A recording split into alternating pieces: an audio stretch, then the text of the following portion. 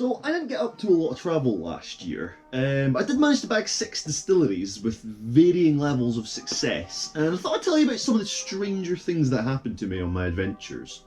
Now, I did go on a wee 3-day trip. I'll probably talk about that in another video. I thought I'd start off with telling you about my trip to Kingsbarns Distillery, because no word of a lie, this might have been one of the worst days of my life. Now, did I enjoy my tour at Kingsbarns?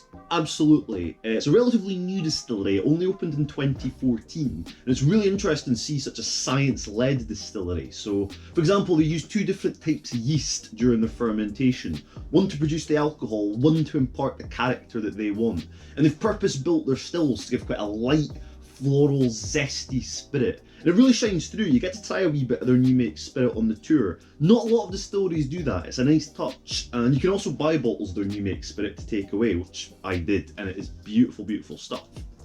But did I enjoy anything else about the day that I visited Kingsbarns? No.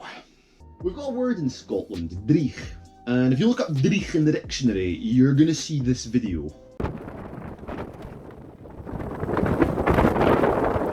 It was just the bleakest day when I visited. It was really the day that you didn't want convoluted travel plans. So Kingsbarns, it's a wee village about 20 minutes down the coast from St Andrews, and because St Andrews is a stupid town with a terrible university, I go to Edinburgh. There's a rivalry. They don't actually have a train station, so my plan to get to the distillery was take a train to a place called Luchers, get the bus into St Andrews, and then get the bus down to the distillery.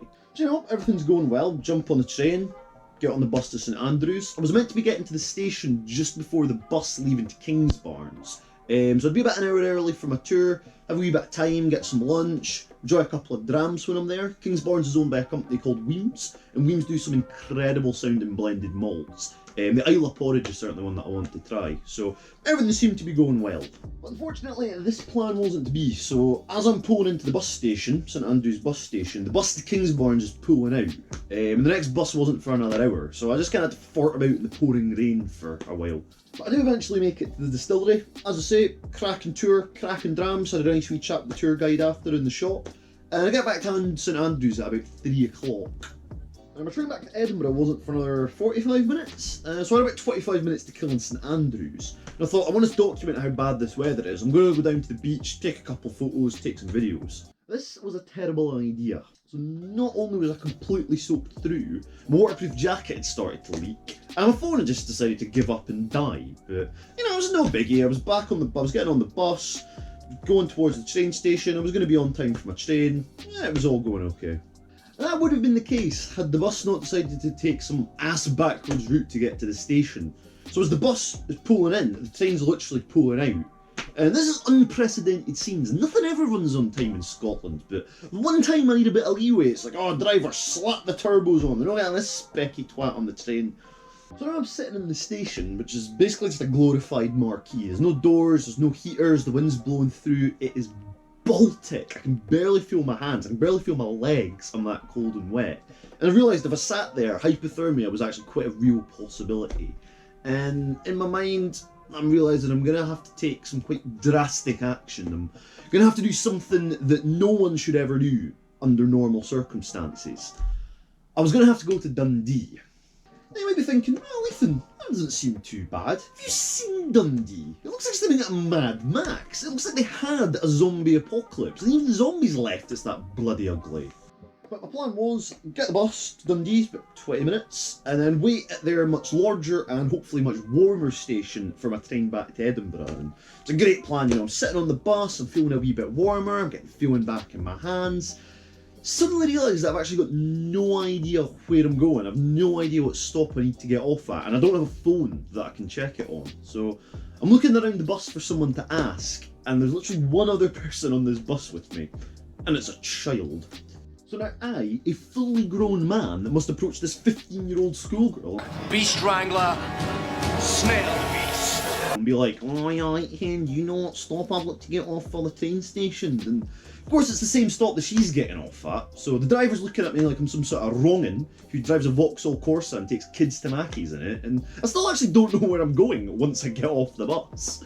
So I'm just kind of wandering up and down the street, and eventually find somebody to ask, oh, do you know where the station is? And they just kind of stand and look at me. Alright, you would guess you're not going to answer my question, but eventually they go, train station. And I'm like, aye. Train station that you're standing right next to. And I'm like, oh, for Christ's sake. Because it's Dundee, they can't just build a normal looking train station. They've got to slap together some sort of modern art project, put a tiny railway station sign on it. So I've literally been walking up and down the street past it for like 15 minutes without realising. But I did eventually get on a train, made it back to Edinburgh before my fingers fell off from the cold. And I would highly recommend visiting Kingsbarns Distillery. It's an excellent tour, just a shame about everything else that basically happened in that day. Now, another distillery that I went to visit last year was Glengoyne. And fun fact about Glengoyne, there's actually an episode of Still Game where Jack and Victor go to visit, because it's just outside of Glasgow.